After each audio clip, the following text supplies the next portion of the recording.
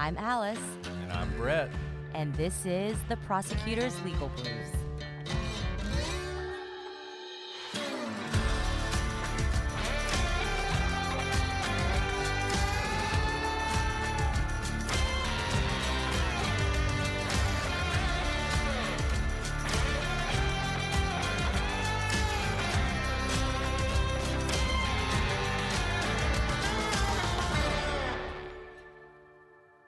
Welcome back, everyone. This is the Prosecutor's Legal Briefs. I'm your host, Alice, and I'm joined, as always, by my Epicurean co-host, Brett. Epicurean. Is that because we went out for dinner last night, Alice, to a nice restaurant? That was like the best dinner I've had in years. It was really nice. It was a business dinner of sorts, I guess. I guess that's what we're calling it. But we have so much to celebrate. We decided to go out for dinner. We took our spouses to the nicest restaurant in town, I think. And it was really good. It was amazing. It was handmade pasta. And handmade pasta, I mean, there's just something about, I don't know, the love that goes into molding the pasta ribbons. But we had, I think, every type of pasta there was on the table. And we ate from everyone's plate. And it was just incredible. Really one of the best meals I've had in a very long time. It was very much family style. My wife had gnocchi, and it was out of this world. Good. I felt bad for her because she definitely had probably the best dish at the table, so everyone just kept eating off her plate. It's true. It's true. She was a trooper. She took one for the team. But no, it was great. Alice, it's always good to see you outside of the office and the recording studio. Not that I ever see you in the recording studio, but it was good. It was good. It was so good to see you guys. And, we both put our kids with their babysitters, and as we were driving to the restaurant, the heavens opened up, and it was like one of those amazing summer storms. The sky was lighting up with lightning and thunder, and the rain was just like a sheet. Like we had to put on our blinkers and drive slowly.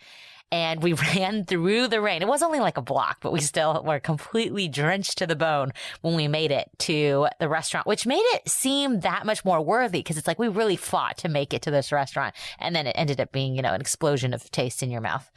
There you go. Yeah, I mean, I was there already because we were on time. So we missed the rain. Thanks a lot. I'm just saying. There are some advantages.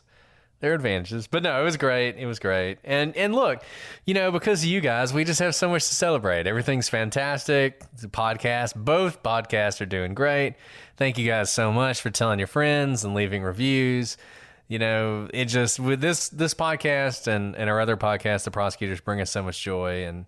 And it's just a pleasure to do this for you guys. And today we're going to talk once again about something that you've asked us about. This podcast is built around you and your questions, and today we're going to talk about felony murder, which is something most people have no idea exists, but so many cases, particularly in the true crime realm, are impacted by these laws and by this particular kind of murder, which is a little different from any other sort of the first or second degree or manslaughter. When you typically think of murder, felony murder is a thing unto itself. Yeah. And we got a lot of questions about this when we talked a little bit about the convict, Casey White, who somehow perhaps convinced his jailer and lover, Vicky White, to jailbreak him. And this all happened. It was out of Alabama.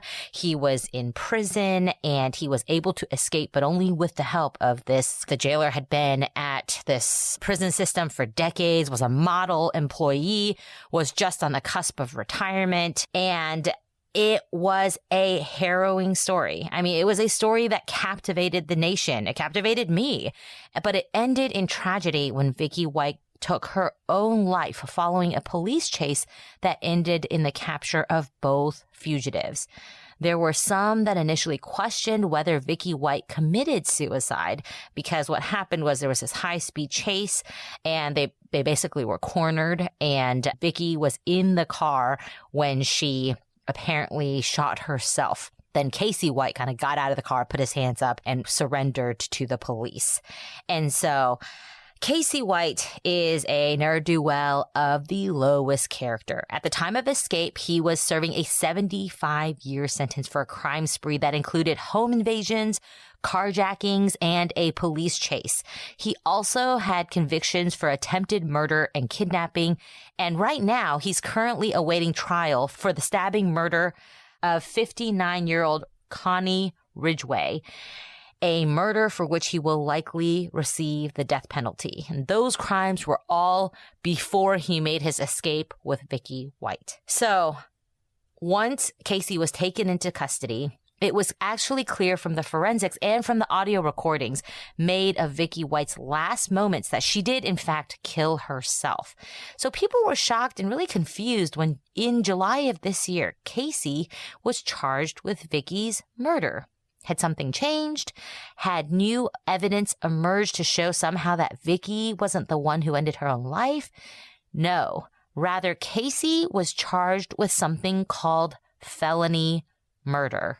And it really, it's funny because you watch Twitter and things like this happen, and there's just so much misinformation, and people run with conspiracy theories, and people are like, I knew it. I knew he did it, and all this other stuff. And it's just like, man, there's no way. It's the cat is out of the bag.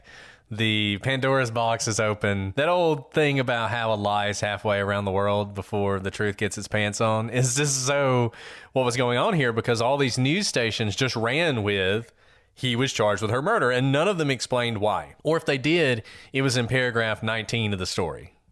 So, like so many things, particularly in legal news these days, maybe not particularly in legal news, but I'm going to give the news the benefit of the doubt and say it's legal news because legal stuff is complicated.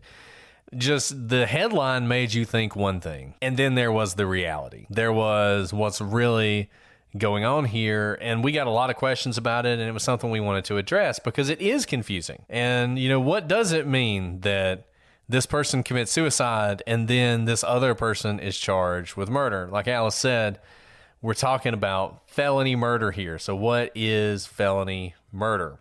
Well, felony murder is an ancient crime. It's very old. One person on Twitter was like, oh, there go the Americans again with their crazy laws. Well, we didn't make this one up. We got this one from the British, like we got so many of our legal traditions. So it arose in the early 1700s in England, and the rationale behind it is actually quite simple. If you're somebody who is a criminal and you commit a lot of crimes, if you go out and you commit a dangerous crime, a crime where you knew there's inherent danger in this because of the circumstances of the crime, and someone dies as a result, even if you are not directly responsible for their death, the English were like, you should suffer a harsher penalty for that, even if the death isn't intentional. So you go out, let's say you go out to rob a store, and robbing a store is a very dangerous thing. Say you're going to do it with a gun. You pull out a gun on the clerk, and the clerk dies of a heart attack. Now, you didn't shoot him. You didn't do all the things that contributed to him having a weak heart, but he wouldn't have had a heart attack that night had you not decided you were going to commit this violent crime. That's something where maybe you should be held responsible for that death. You shouldn't just be charged with robbery.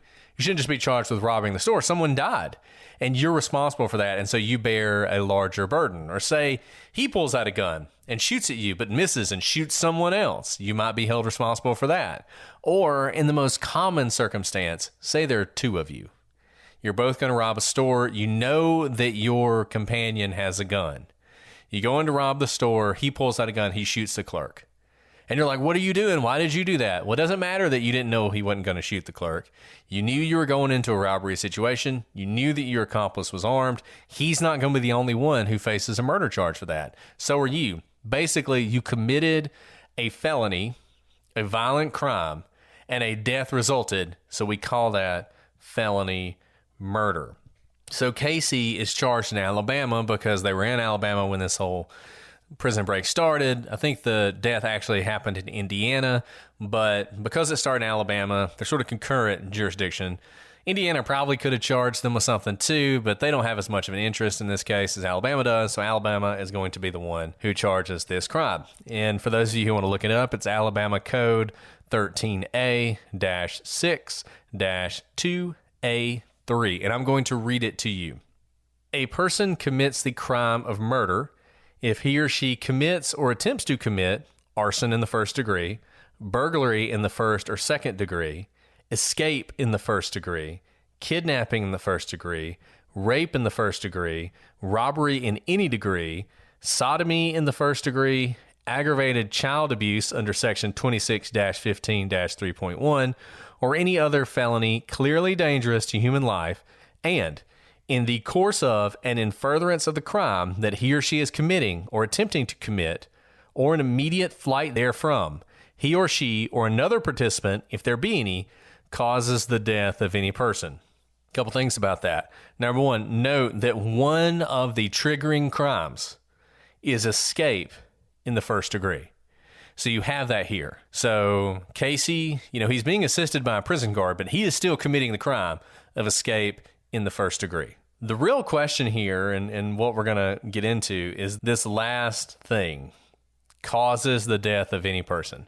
And that's sort of where the rubber meets the road in this particular case. Yeah, absolutely. So the kind of litany of felonies that fall within this felony murder, you can understand why when the statutes were written, they thought these are bad enough crimes to begin with. And if death results from it, there needs to be accountability here. So why is Casey charged with felony murder? Because during a dangerous felony, his accomplice, quote, caused the death of another person. But in this case, that other person is herself. Now, this is certainly on the extreme end of when you can charge felony murder. Although it is comprehended by the statute, ordinarily the person who dies is like an innocent bystander. So typically when you think of cause the death of another person, you're thinking, your accomplice is driving the getaway car from the burglary and you start getting chased and your accomplice, the driver of the car, starts shooting out the window and it hits an innocent bystander just who happens to be on the street. That's what you typically think of. In this case, the accomplice, Vicky White, the jailer, does kill someone else. It just happens to be herself. And that's a really interesting take on this. Now, look, whoever decided to charge this, I wonder if this case will go forward. I kind of imagine this might get dropped eventually. But whoever decided to charge this was pretty creative. And you kind of feel like they wanted a piece of the action, if that makes sense. So, this guy, look, number one, no one should feel sorry for Casey White. He's obviously a very bad guy. He's killed multiple people. He is a lifelong criminal. He would kill you as soon as look at you. He doesn't care anything about you, and if killing you helped him, he'd do it. And one day he'll probably be executed, and the world will be better off because of it. But it won't be because of this case. But I feel like whoever decided to do this, this is creative. The statute is pretty broad, right? It causes the death of any person. So Vicky White caused the death of, quote, any person. She caused the death of herself. And as it says, or another participant if there be any. So you're on the hook for what your accomplice does. This is what some people really couldn't wrap their head around. She did it, not him, so why is he being held accountable for it? Well, that's kind of the whole point of felony murder. There's obviously the aspect of, if you're somebody who's going to commit one of these terrible crimes, and we went through them. These are bad crimes, right? This is rape. This is aggravated child abuse. This is kidnapping in the first degree. These are bad things. These are things we want to punish more severely. And if you cause the death of someone while committing them, it's not as if he was walking down the street and an accident happened. He's involved in a serious felony and a dangerous felony. Escape is an incredibly dangerous thing to do, always. Lots of people are going to be endangered because of that. But in this case, his accomplice was killed. Now, Alice, I do have this question for you. Do you think, because this was something people brought up, so I'd be interested to hear your thoughts on this. So in a way, we talk about power dynamics a lot today. We're really thinking about that kind of stuff. You see it a lot in the Me Too movement and how power dynamics matter. And in this case, this is sort of a reversal of what you would normally expect, because Vicky is the prison guard. In a real way, Casey is utterly under her control. For instance, based on laws that were recently passed, the fact that Casey and Vicky were in a sexual relationship would be a felony for Vicky. Vicky would have committed not just a felony, but a federal felony, and could have been sent to prison for that fact, simply because she was in a power dynamic with Casey where she's in charge. And even if it was consensual, it wouldn't have mattered for the purposes of these new laws. She would be on the hook. She would go to jail. So some people have said because of that, he shouldn't be charged with this felony murder because this isn't a normal accomplice situation. It's a situation where she is in charge. I'd be interested if you have thoughts on that. Yeah, I mean, as soon as Vicky stepped off the premises of the prison and she was part of the escape, I think they were accomplices there. Obviously, there was a dynamic because of her position within the prison system. But once she steps off that prison property, doing something that was directly contrary to what she was tasked to do, she was no longer acting as someone in a position that held power over Casey. I think at that moment, she was no longer an employee, but rather a clear accomplice in this felony along with Casey. And that might seem harsh, but she clearly had the opportunity to make the decision of whether to take him off campus. He did not have a weapon,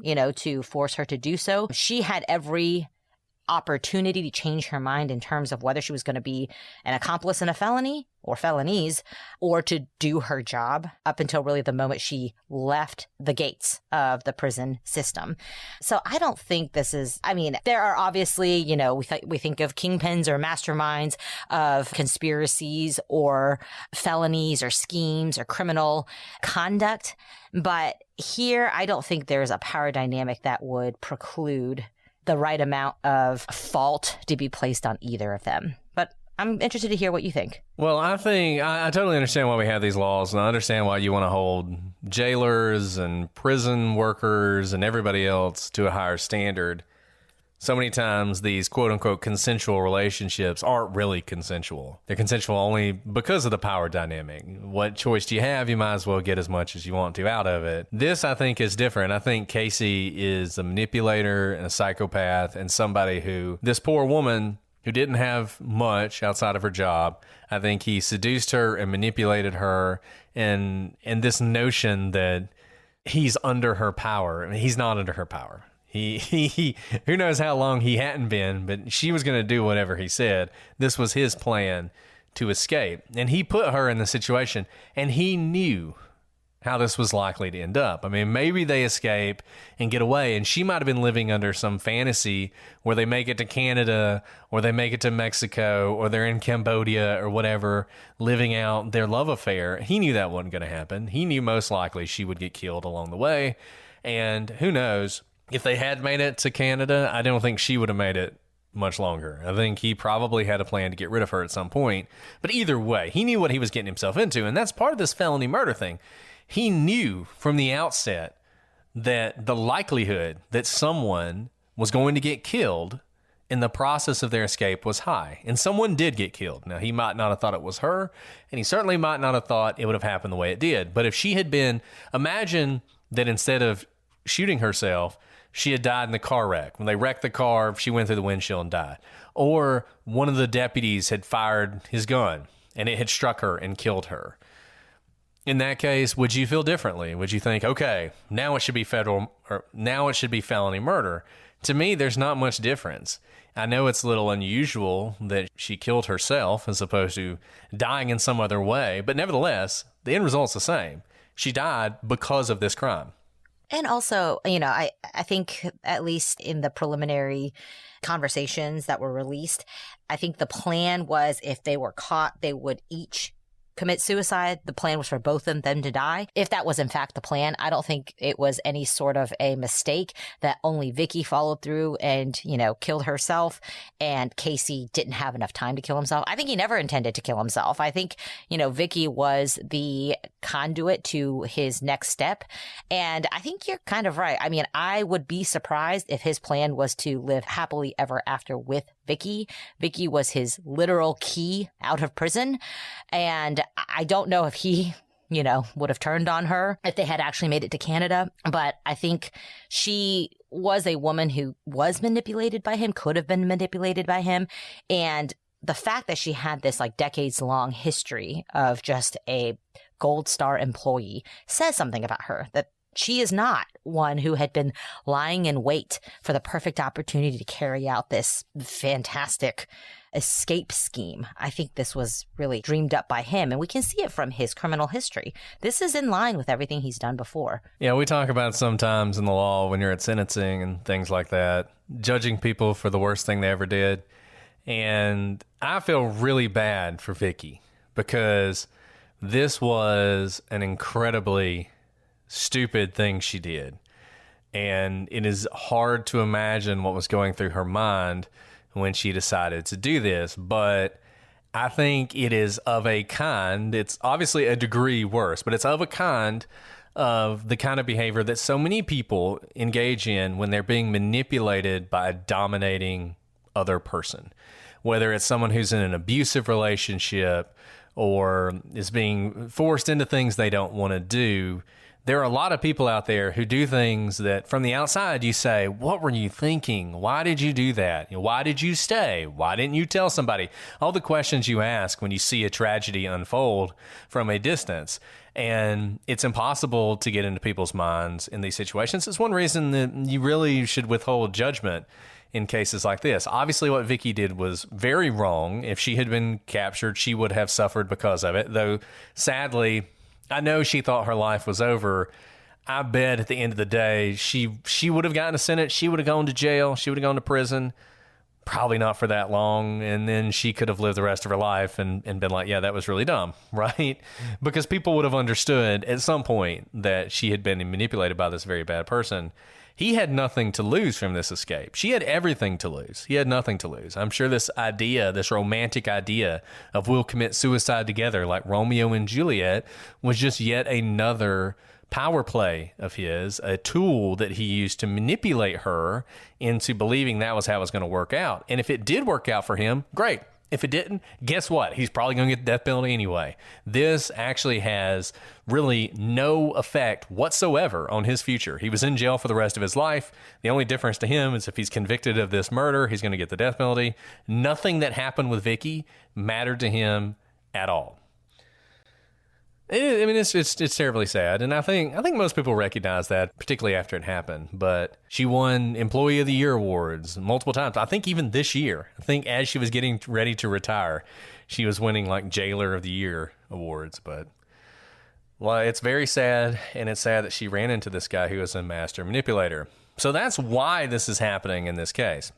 Felony murder itself is, of course, very controversial because everything you use to go after scumbags like Casey White is controversial these days because for whatever reason, we worry so much about the criminals. And I always think about the victims, and we need more tools to protect the victims and to get justice for the victims, but that appears to be a minority position. But in any event, this is an incredibly valuable tool. And I want to use an example from Great Britain because, as I said, there were some people from other countries who like to criticize the American justice system whenever we talk about it, who pointed out that while we might have gotten it from Britain, they abolished it in the 1950s because they're so much more forward-thinking than we are. So I just want to tell you a story from Britain where this would have applied. They have abolished felony murder. And this is the case of the murder of Andrew Harper. He was a police officer.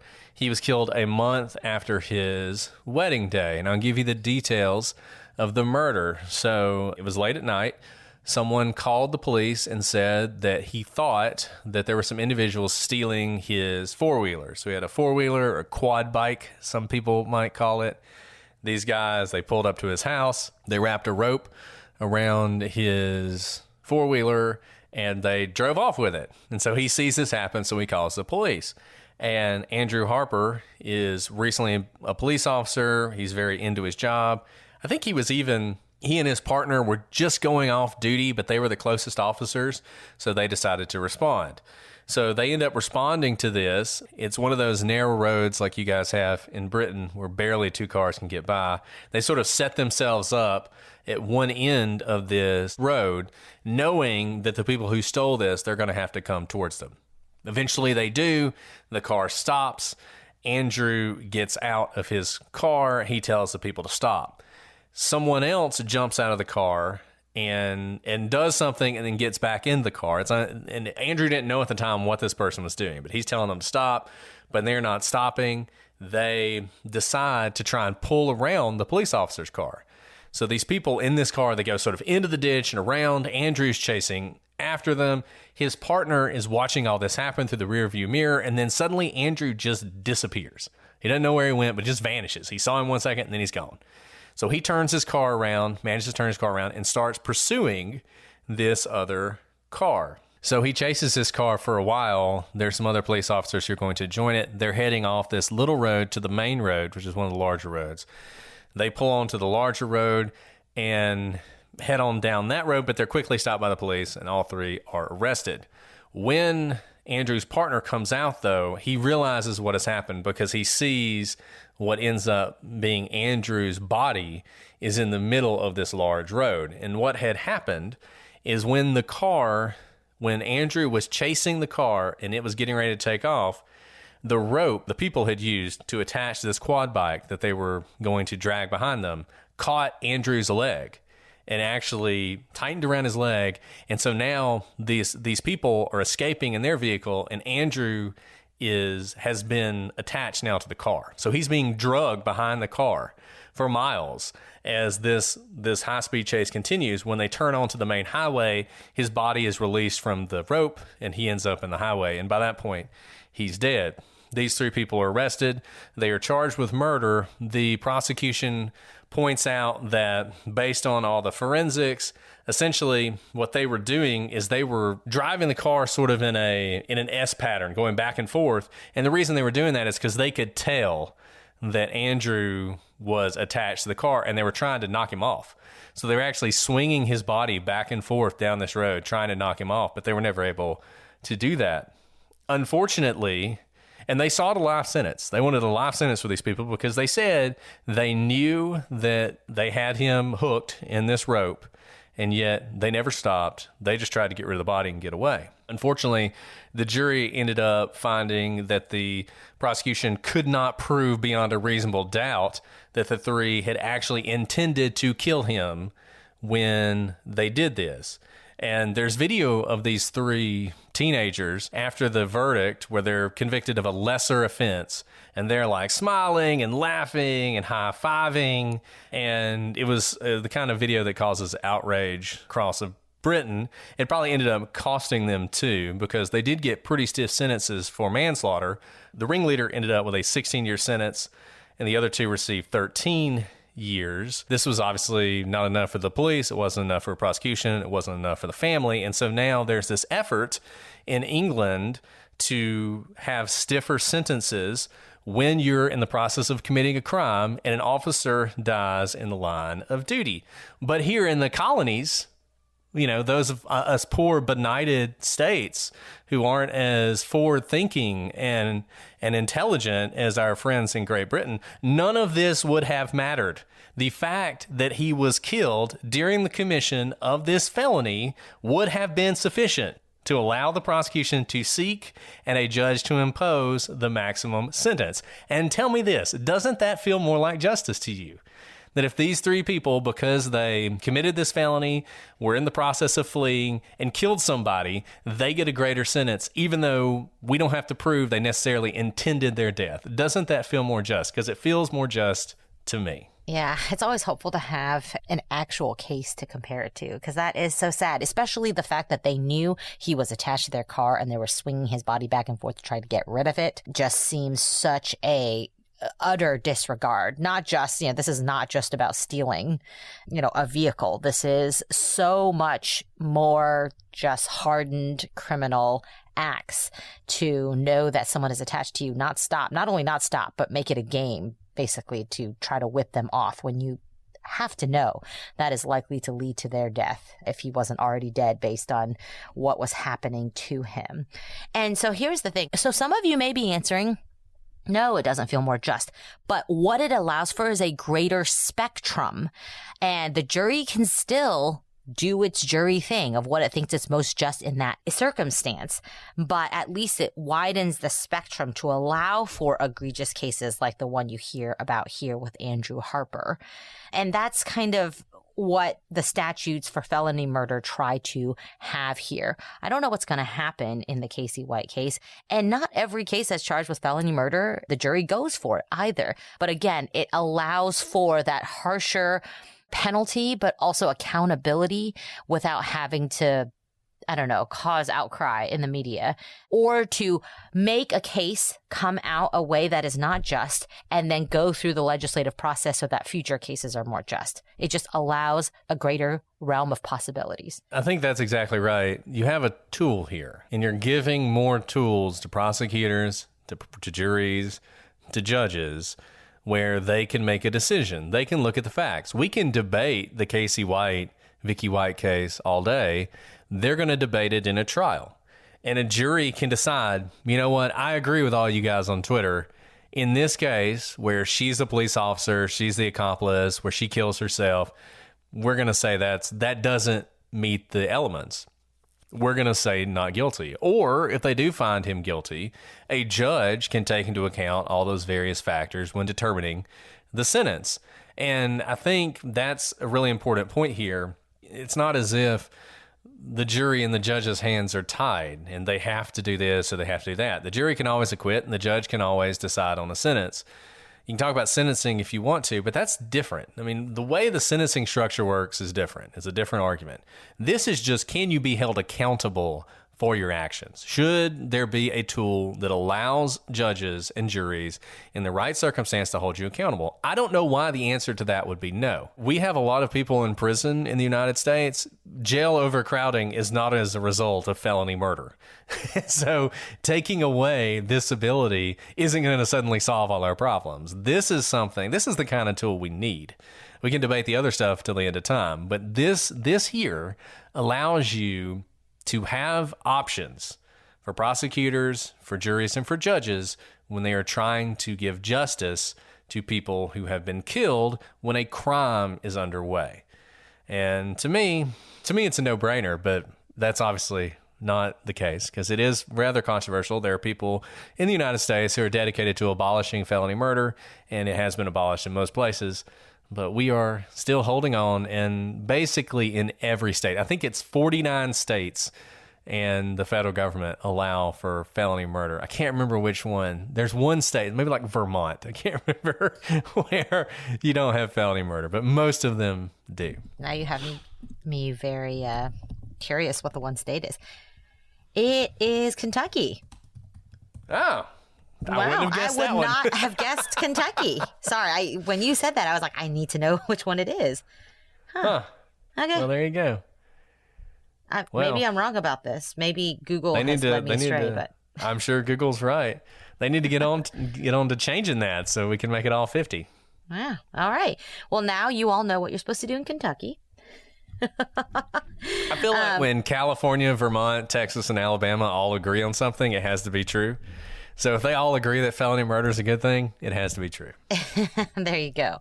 Well, this was a great question. And I know something that doesn't seem automatically intuitive, especially because the nation was following this Casey White and Vicky White saga as it was happening. And they were on the run and they had not yet been caught. And then, of course, the flurry of activity after they were chased, and then Vicky White ended her life, and then the charges were brought forward. So thank you for bringing these questions. I hope you learned something today, and we'd love to hear your thoughts about felony murder, whether you think it's just or not, and whether it's right for 49 states and the federal government to have it. Whether you think, if you were sitting on a jury, you'd be able to convict Casey White of felony murder. These are all good thinking questions, and we always welcome your thoughts. Well, Brett, before we sign off for today, do you have anything to add? I think I've probably ranted enough in this episode. I will just say again, thank you guys for all your support. We appreciate it so much. Y'all are amazing. Thank you for telling a friend. Thank you for leaving reviews. Absolutely. Thank you for giving us a reason to celebrate. I love seeing Brett outside of work, but it's always nice to do it in a celebratory nature. Well, guys, thank you so much for writing in with your ideas and questions and for listening to both Legal Briefs and the Prosecutors Podcast. And we will be back next week with another interesting episode, we hope. You have to write in so we know what we're talking about. But until next time, I'm Alice. And I'm Brett. And this is the Prosecutors Legal Briefs.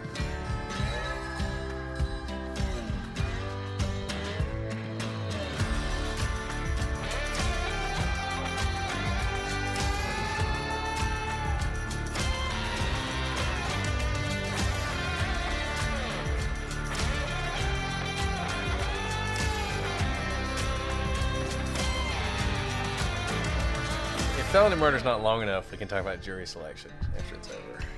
I feel like we can make anything long enough.